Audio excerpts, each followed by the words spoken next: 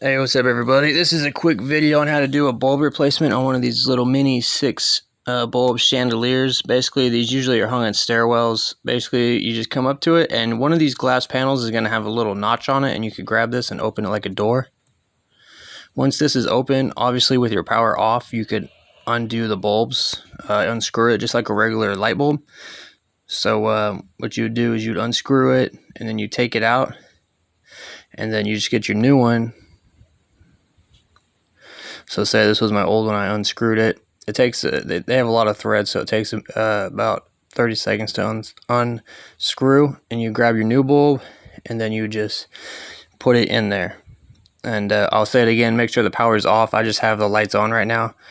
And also watch out for those little white plastic parts, those break real easy.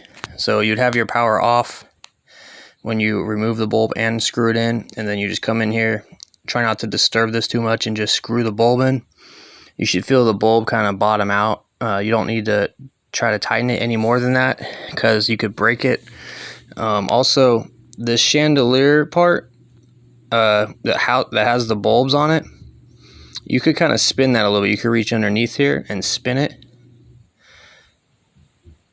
You could spin this a little bit just to get better access to the bulbs.